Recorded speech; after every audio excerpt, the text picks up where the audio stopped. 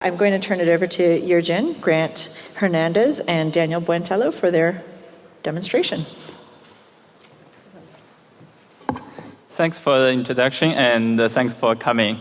Today I would like to introduce the work which we trying to identify the vulnerability and the security and privacy issues in the so-called IoT devices.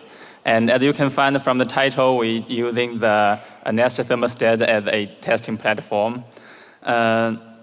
This work is done within the Security in Silicon lab within UCF, and it's a collaborative work between the whole lab and between our colleague Daniel.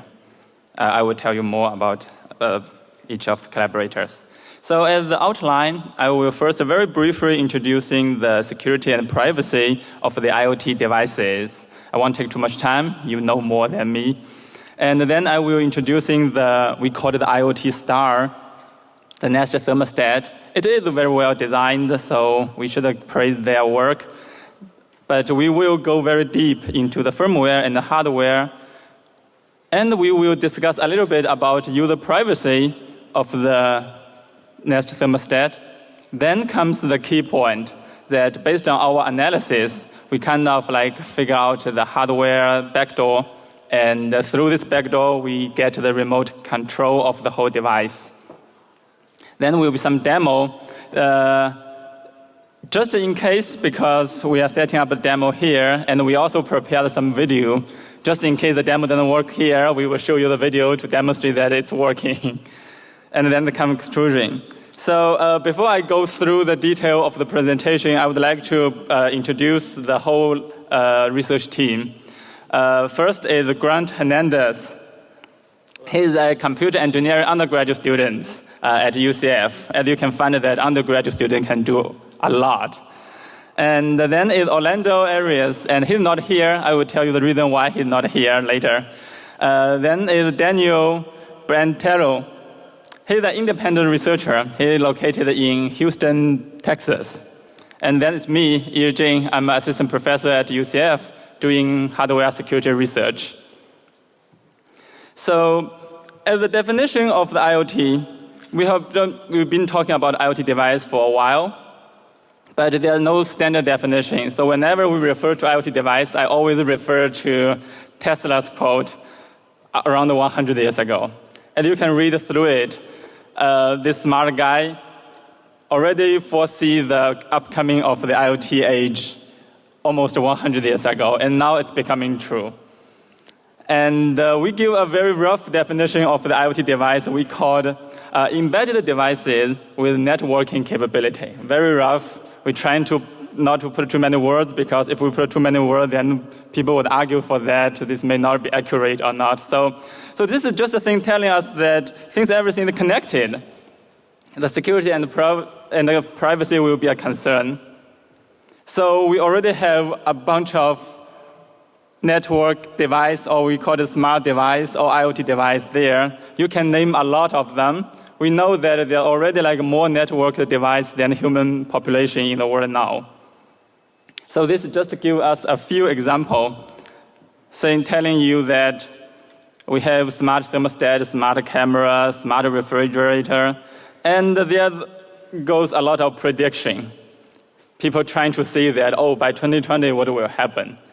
So we don't know exactly what will happen, but this definitely tells us that there will be way more network devices by 2020. Someone said there will be 26 billion. Someone said, no, there will be 50 billion devices. But whatever the truth is, what we can say for sure is that by 2020, there will be tens of billions of network devices, and the majority of them is IoT device. So this is I would say that it's a very bright future, but it's also a very horrible future if we think about the security and the privacy concerns. And they already have examples going on here. The ThinkBot, you have read the news that your smart refrigerator can send spam emails. And my colleague Daniel had examined the Wemo, and he can remotely control on and off. And also, besides the security issue. The privacy is even bigger, but it's often omitted by the audience, by the users. The reason is that people kind of like don't care, just focusing on the functionality, but not that care what information has been collected, what information has been uploaded to the server. And if we think that if each one by 2020 will equip like 6, 7 network devices, then all your information will be collected by some company or the government. They know exactly who you are, what you are doing, and what you will do. So this is another topic we will cover in our research work. So then comes that, we select the Nest thermostat. And this is one of the very famous IoT device. Like they have all the reason to be famous. They're founded by Tony Fadell. He also invented the iPod and the first generation iPhone. And when debuted in 2011, in 3 years, the whole Nest lab was sold to Google for $3 billion. I mean, one thing I need to mention that when we started working on Nest, we don't know it will be sold to Google. If we know, we would not doing research, just buy the stock for it. And we have some older data here, so like 40, but I'm pretty sure they will sell more. So now they have been available in UK, and people around the world are waiting for this device. And the main reason we selected this is from the Tony Fadell's quote. I will give you 10 seconds to quickly go through that one. A long quote, just to emphasize that they take the security into consideration, not like the majority of other IoT devices. They don't really think about security. The Nest thermostat really put the security into consideration. And they have the internal hacking team trying to identify the vulnerability. And that's the whole reason that a device like a Nest thermostat, they're so very well protected. But let's take a look at it. This is the best protected device. Can we find some vulnerability on this one? If we can, then it can tell us the fact that even the best protected device have the hardware backdoor we can explore. So here comes the detailed introduction, because when we need to, I know you are looking for details, so we will detail introducing the Nest structure from hardware to firmware and how we identify the backdoor. And at this moment, I would introduce Daniel to tell you more at this moment. Thank you, Yier. 1 second, guys. I need to get my stuff set up.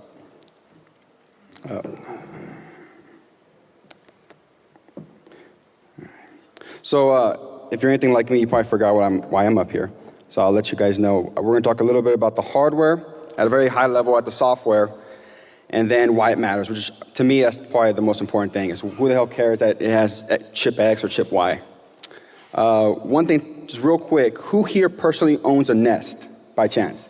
Okay, keep your hands up. Now, who here knows someone who owns a Nest? Good, okay, so we have, I didn't think there was going to be that many people. All right, this is good. And it's one thing to keep in mind, if you guys were at the keynote, I don't want to yell at this thing. Dan Greer had mentioned the quote, freedom, security, convenience, choose two.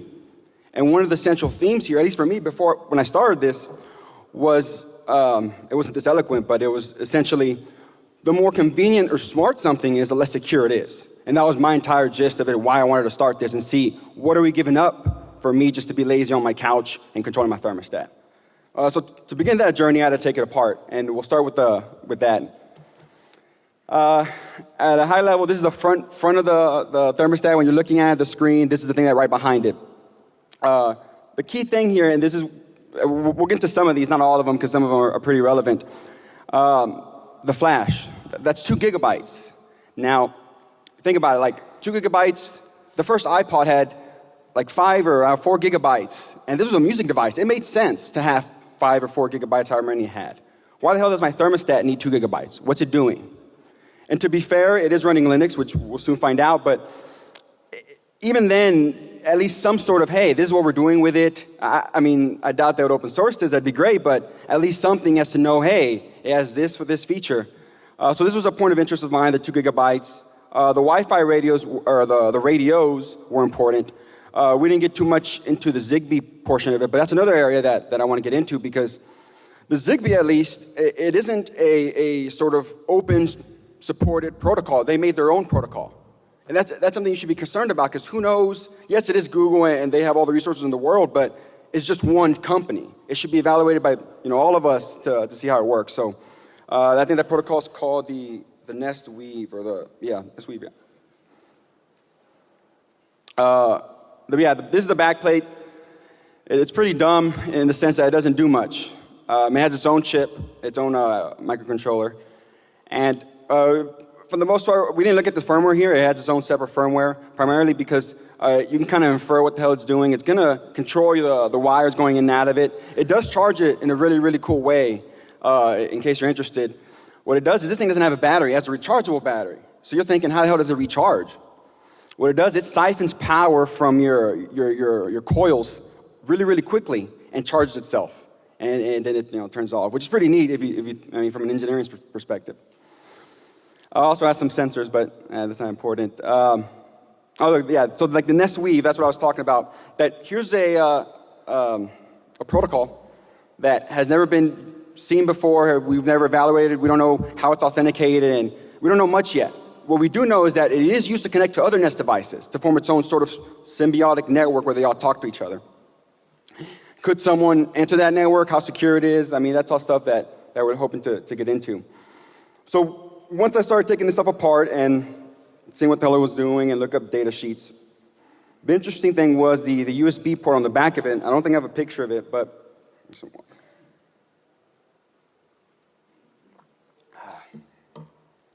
you think, why the hell does it have a USB port? Like it didn't make any sense to me, and turns out that's how you update the firmware in case something messes up. So that's where I started. Let's see what the slide is. Well, I'm not going to go that route because it wouldn't make much sense. We'll talk a little bit more about the software. Let's see. Yeah, I'm not going to worry about that. So at a high level, you have the Nest Cloud talking to all the Nest devices, right? And your device, which is your phone or whatever, never talks directly to the Nest. So here you have a central point of contact, which is the cloud, and it talks to all these guys.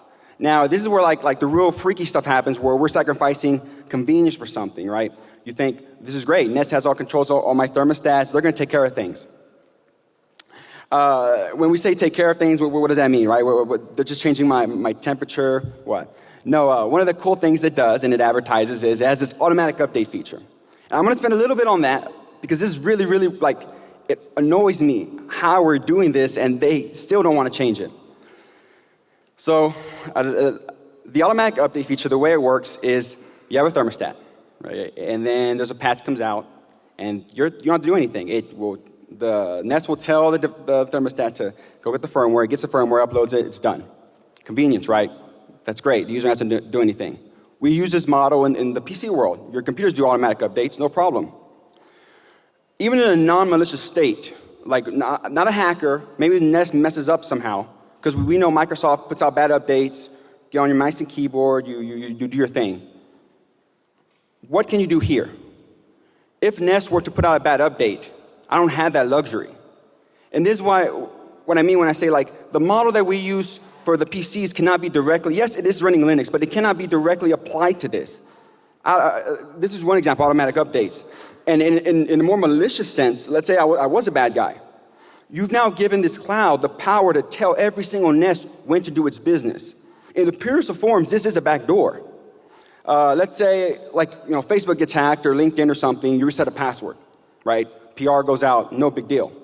The Nest Cloud gets hacked. The first thing I would do is immediately tell every single Nest I could, hey, go get the update right now. And then no longer connect to the Nest Cloud, connect to mine. Effectively making this good botnet into a bad botnet.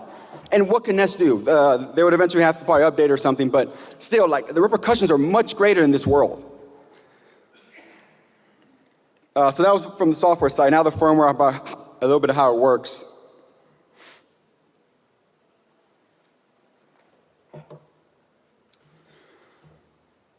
So when we started taking it apart, one thing we noticed that it wasn't encrypted, which not a big deal if it was encrypted. Luckily we had the device, we could figure it out.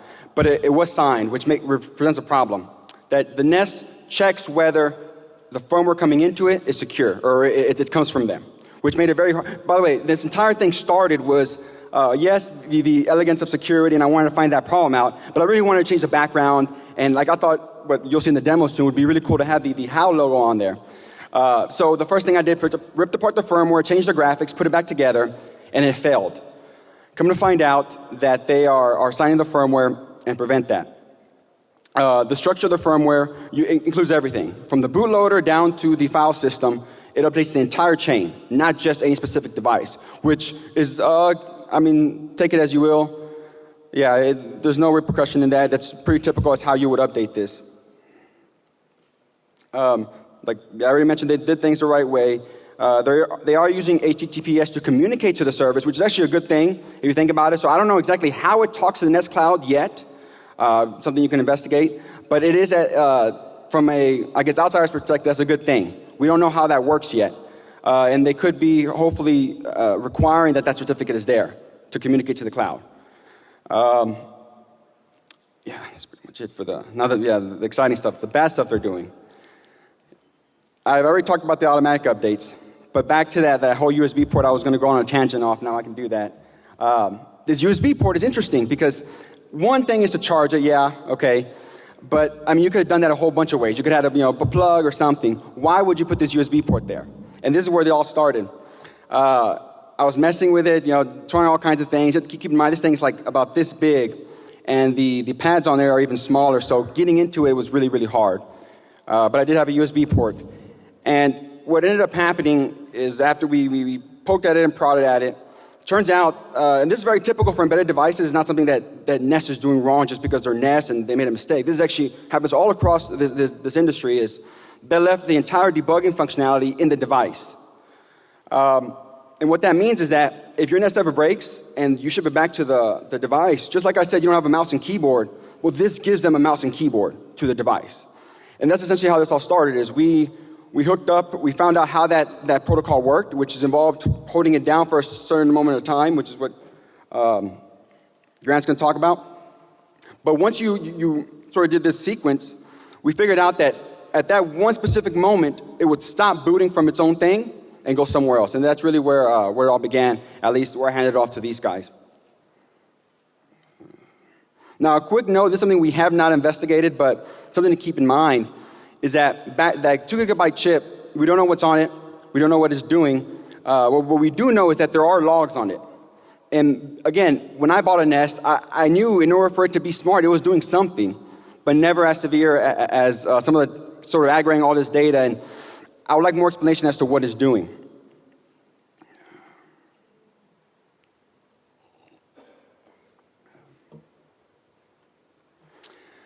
As a user, you aren't given the option to turn this off. It's implied that if you want this thing to be smart, it has to do its business.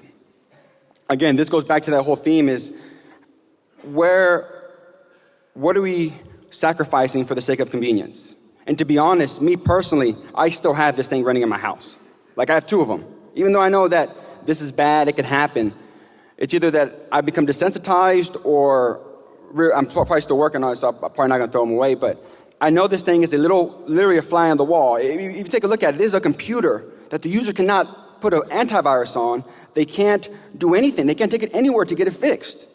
Worse yet, there's this sort of secret door that if a bad person gets to it, they can go in there and stay there forever. You think about this like a literal fly on the wall. Because you might be looking at it as them sort of collecting temperature logs or that. No. Let's be more severe. This is a Wi-Fi device on your network. If I were a bad guy, what I'd be doing is tunneling all your traffic through me, sniffing anything I could find, whether that be credentials, credit cards, anything. And that's horrible because, like, if you have a virus on your computer, what do? It goes slow, it crashes, whatever. You take it to Best Buy. How the hell are you ever going to know your thermostat is infected? You won't. I think that's the end of that rant. This is a picture of the files. Okay, so before I hand it over to Grant, how many of you, now that you know a little bit about why I did this and what it can do and how bad it is, are you honestly going to return the device or not use it? Stop using it. Yeah. So that's something to keep in mind, is you guys are making the choices that the next 30 years of us, our children are going to have to endure because we're setting the standard.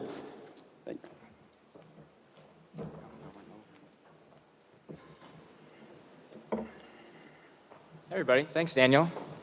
All right, so I'm going to start diving into the really nitty-gritty details of just like how this device works and what our attack does and how you can do it yourself for your own thermostats, and if a malicious attacker had a hold of your thermostat, what they could do with it, and let's see.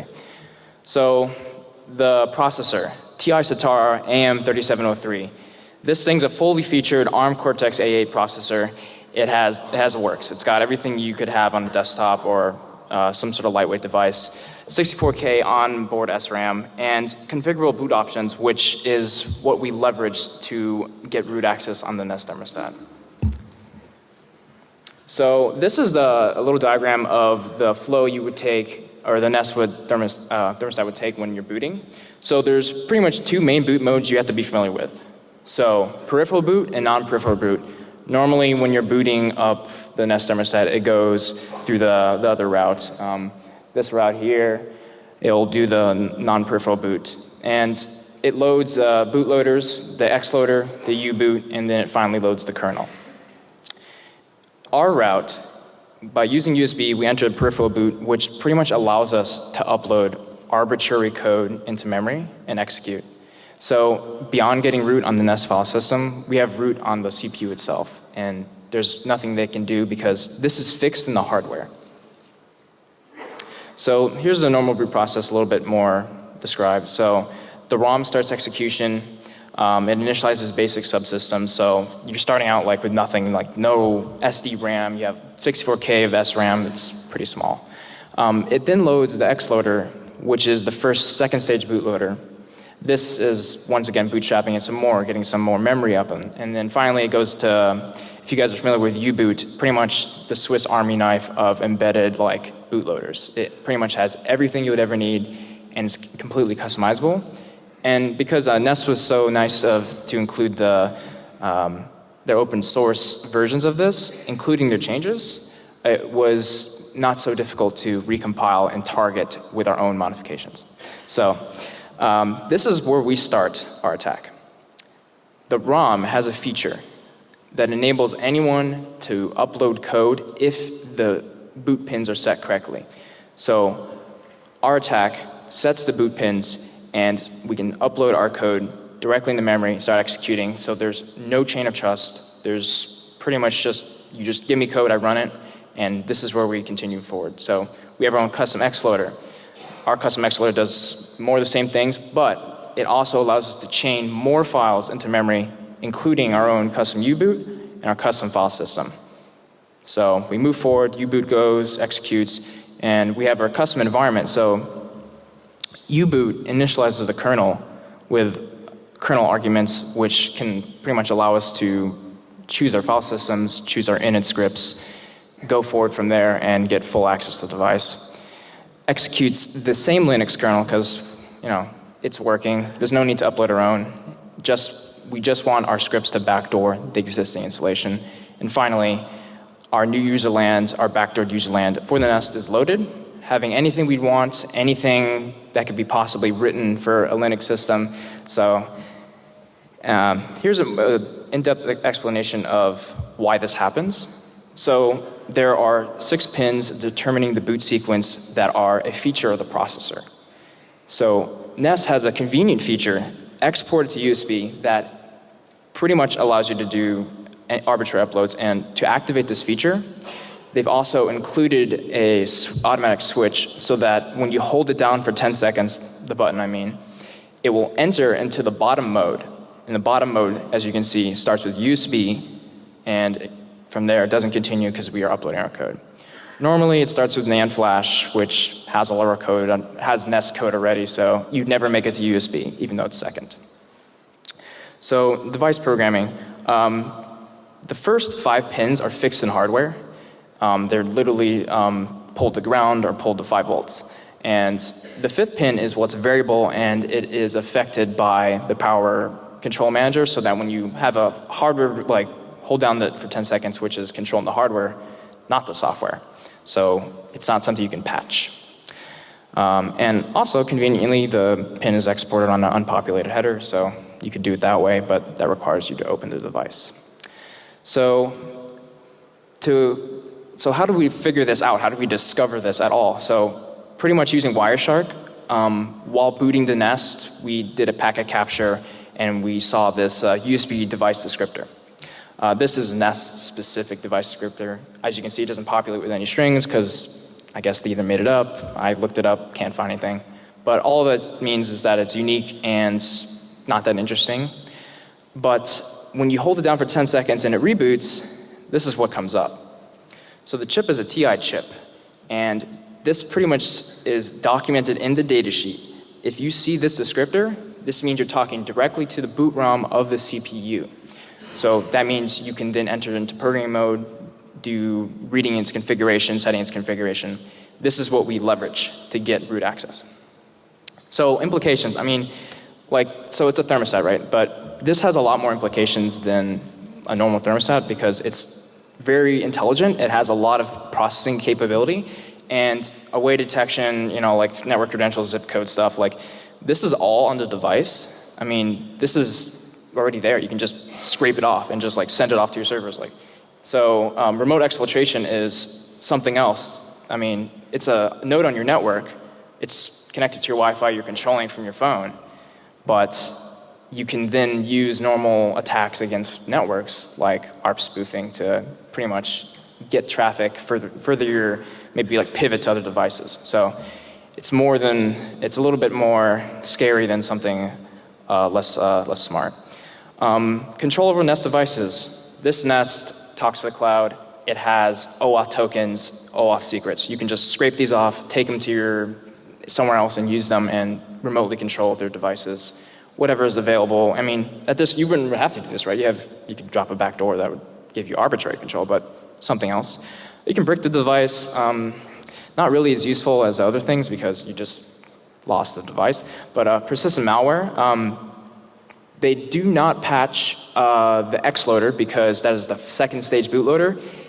If you mess that up, you break it, you never start again, and you have to send it back. So that's something you could hide your stuff in there. So without further ado, let's talk about the attack. Pretty much what I just said, you hold it down for 10 seconds, you've plugged in USB already, you have a listener on your machine that is waiting for this special device ID, the Texas Instruments device ID to appear. You reset it, and then within less than 5 seconds, you've uploaded your code. You unplug, you put it back in the wall, you put it back in the box, you send it back to the store, whatever you want to do.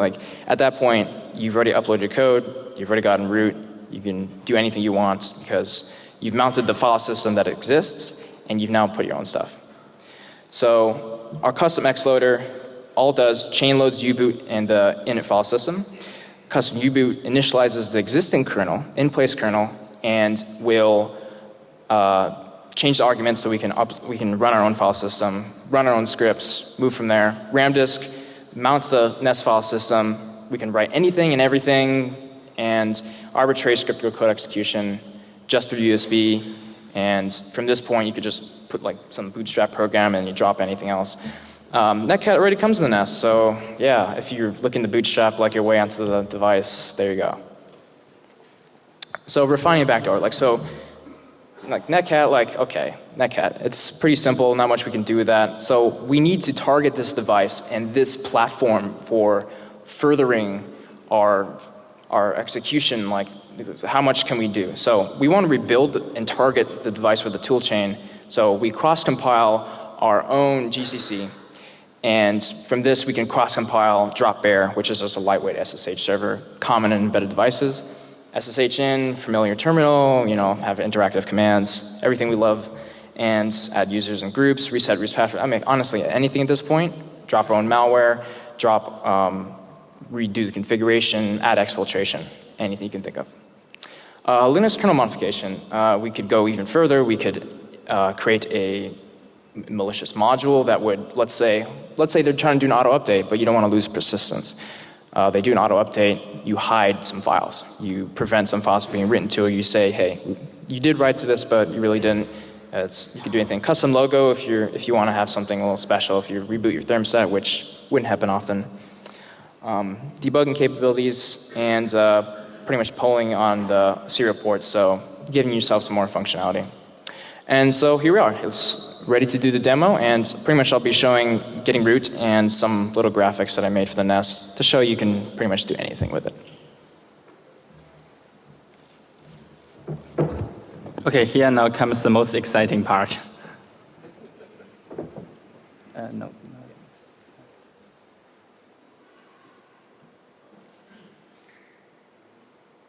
Okay, so.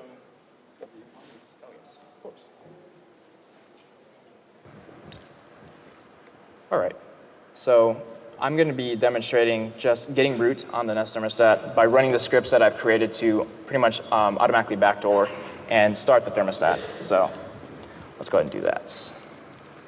So I have some scripts to automatically create an image, and because I'm all on the same Wi-Fi network, pretty much all I need is my current IP address. I mean, this, of course, you could use as a server in the cloud, but for demonstration purposes, standard port number. So creates this backdoor. It'll just create an image for us to start running as our file system, and we can then run the exploit command with the arguments, root.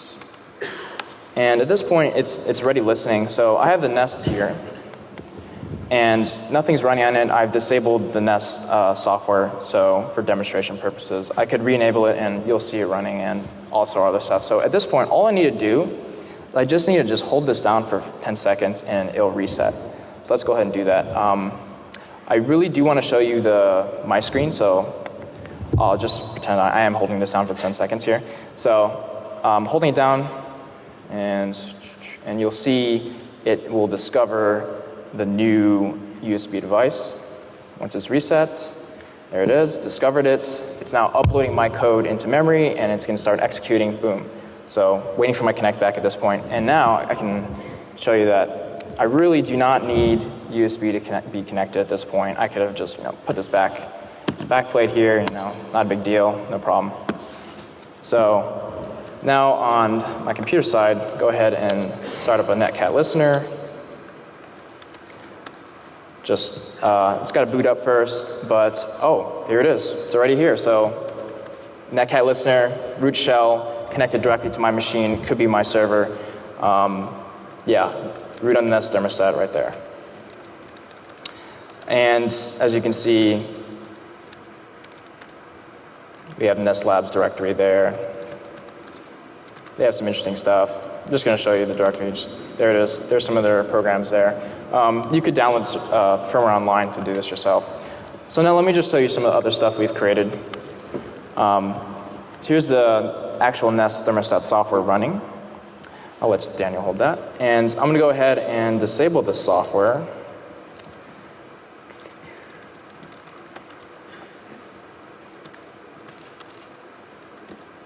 So pretty much I have a little script to enter a test mode, and it'll stop the scripts as they're running, and you'll see this say, ready to restart. There we go. So I've just stopped the scripts, and now I can start running my own code.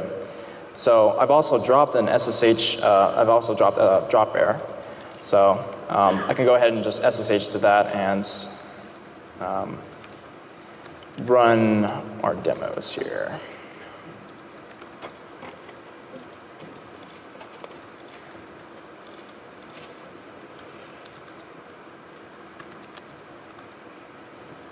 Okay, so this thing always kind of reminded me of HAL 9000, and our researcher, Orlando, has created some interesting demos alongside mine, and I'll go ahead and show you the first one. It's a fractal image. 1 second. So anyone who's familiar with fractals knows this is the Julia set. Running a Nest thermostat, all software rendering. There's no OpenGL here. There's no 2D, 3D frame buffer acceleration. It just doesn't exist. So that's fun to watch. And one other thing.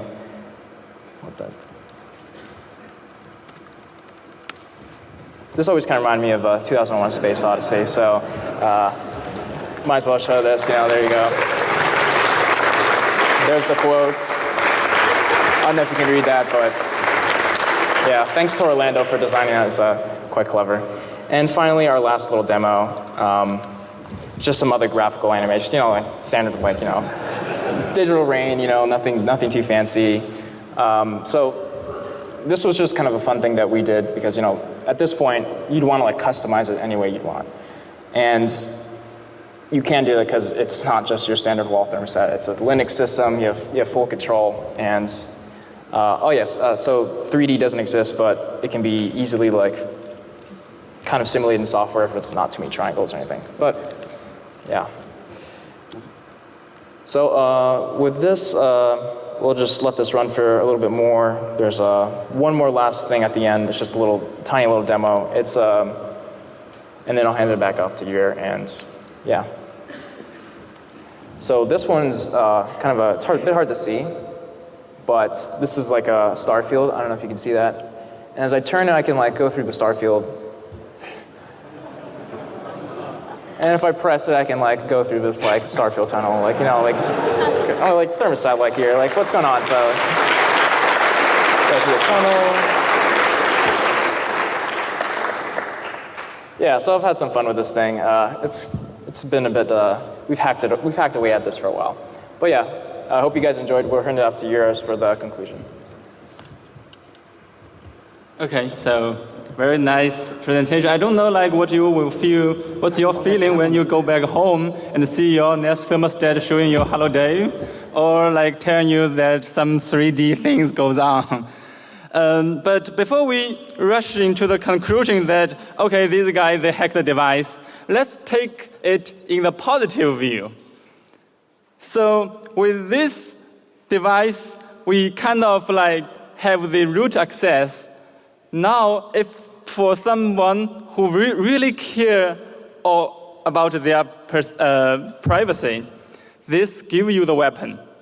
So now, through this root access, you can turn off the feature that your Nest thermostat will not upload any information to the Nest server.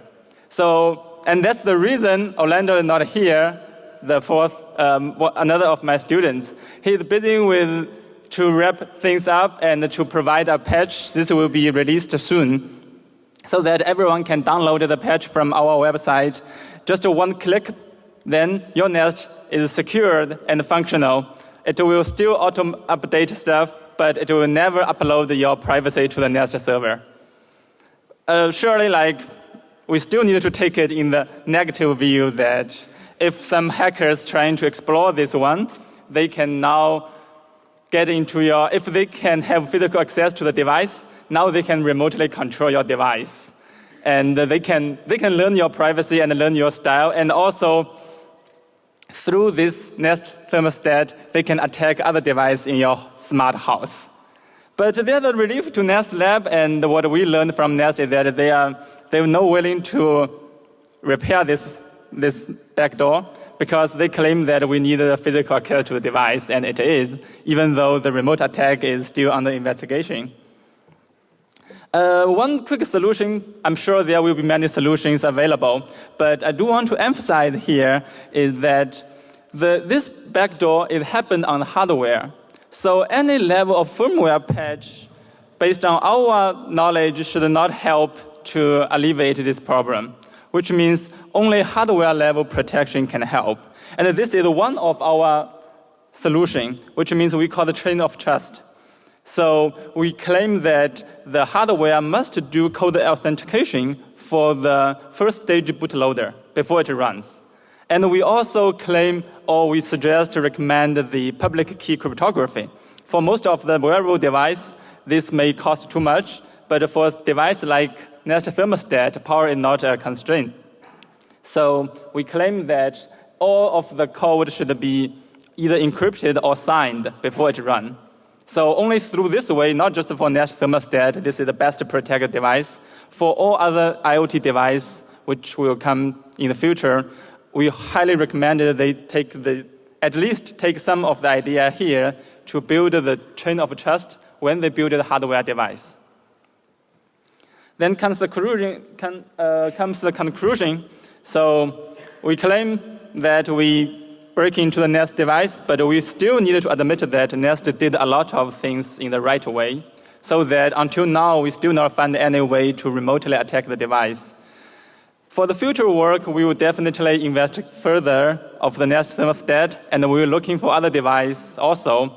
And we will emphasize that we were trying to apply our tool chain of trust and trying to build some prototype for what we call highly secure devices.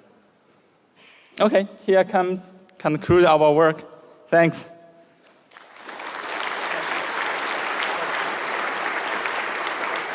Any questions?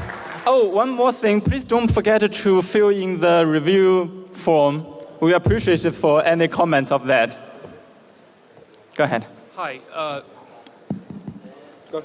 It's working? Yeah, it's working. Are there any privacy concerns with the onboard sensors? You kind of glossed over that when you were talking about your hardware.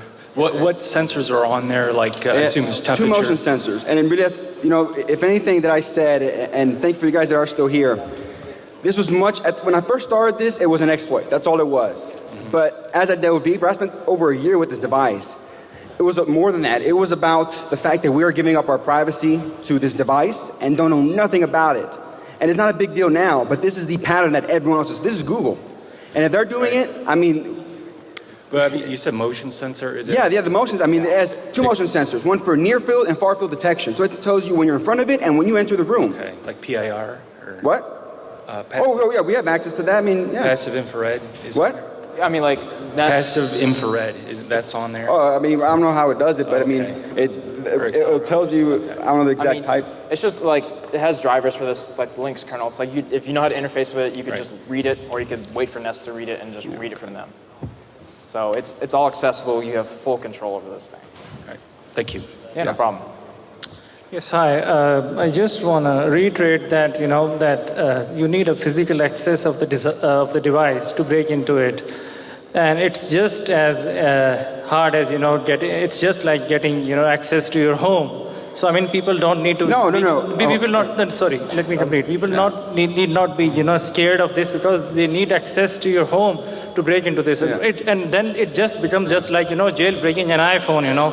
So that you can upload your own operating system onto it, you can run Linux onto it. So then it's just like going into that direction. Mm-hmm. But I think, and even if you want to do a remote attack, first you need to get the access to it, and then put your own Linux kernel, and then be able to connect it remotely. So I think this physical embedment is one thing that Nest has done very well. And why they have left the door open for you to run all of this is because they want to remotely update the device through for updates and things like that. So I mean they can control this feature in the future, but the thing is then who's going to update with the new Nest features? And I think that's what you are exploiting. But then it's nothing fancy because it then just becomes just like jailbreaking an iPhone kind of a thing. So I just wanted to hear your thoughts. No, Thank you. I apologize for interrupting you. That's a good question, and it's true. You need physical access. But understand is that, I mean, it doesn't even have to break into your house. I could buy 20 of these, sell them all to eBay, and you'd have them in your house, and you would never know. That's the point, is that 20 people all having this thing in their house, I can sniff a lot of stuff on there. In fact, I can sell that to someone else and they sniff. So, yeah, I mean, you do need physical access for now, but you can always do that. Yeah, good point. Thank you. Yeah, well, actually, okay. There you go, yeah. Is this still, I don't know if this is being recorded, but yeah, so there are ways you can get a hold of them. Lowe's sells them too, and if you were to modify them, put them back, and they would sell them again. Okay. At a discount too, so someone will probably buy it. Go ahead. All right, I'm very interested in one part of the talk that you didn't continue, which is with this access you have to this device, now you can reverse engineer the WIF protocol. How far have you gone to understanding that protocol? Because what I am very concerned is that most of these people using the Internet of Things are using these closed protocols that we understand their security, and they claim that everything is fine because they do it. Right. But for me, it's very concerning and why Google has not moved from this protocol, which is closed, to something more open? So we do know this about the protocol. It's just JSON REST API stuff. It's secure to OAuth, and so what's happening with the protocol? Well, we wanted to cut off our scope in evaluating the protocol because that would require us to interact with Nest servers.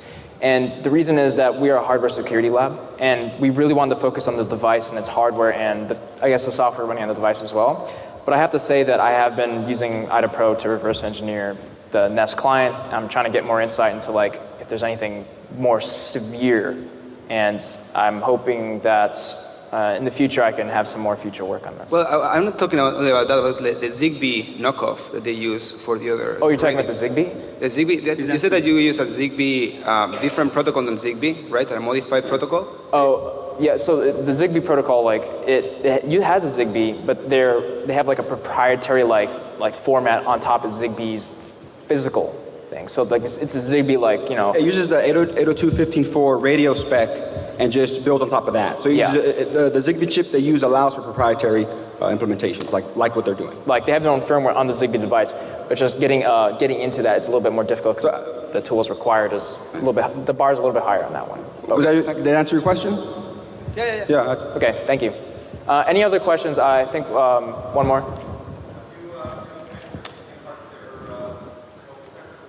We have one, and we're looking into it.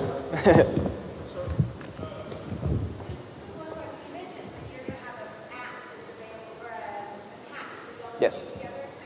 Right.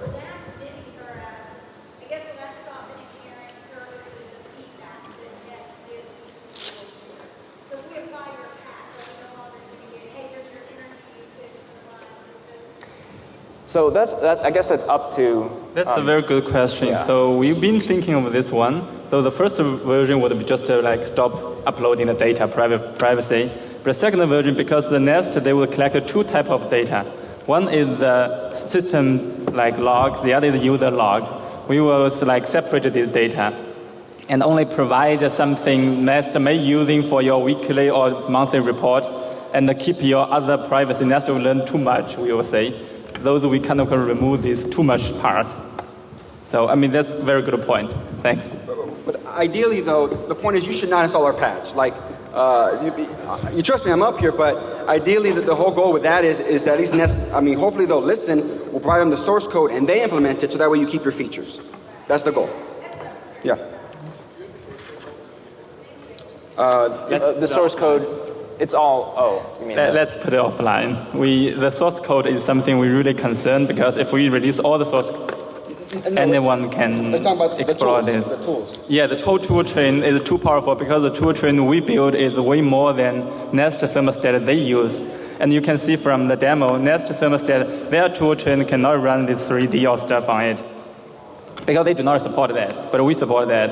But we are kind of afraid that if we release the whole tool chain, what would be outcome of this? So this is something we are thinking about. Thanks. But yes. Yeah, that's the exciting part, right? Like you can jailbreak your thermostat.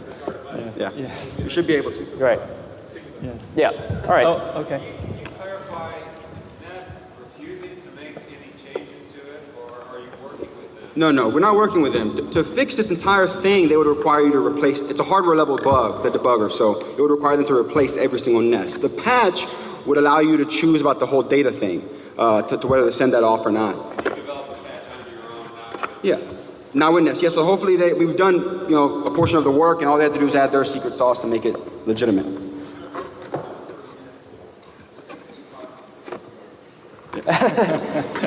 Thank you. Oh.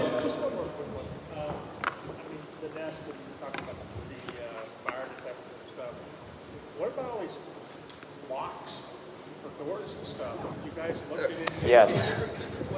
Okay. So the question. Oh, you go ahead. Yeah, well, just because I've broken on. This is my last one I broke on. If that makes any sense. I've broken on like the Belkin, the Quickset. The thing is that with Google, man, this stupid mic. Okay.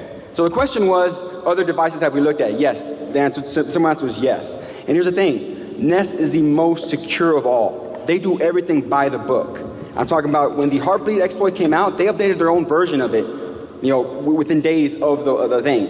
Why? I mean, it's not even running a server or anything. So this is the best you can get in regards to security posture, and even they had this bug. So or these flaws. The thing is, you're always going to find a bug in them. I mean, it's a wasted effort. We wanted to pick the best one and show how if they can fall, so can all the other ones. Let's take any other questions we'll take outside, offline. Thanks. Thank you. If you have any question, let's keep it offline.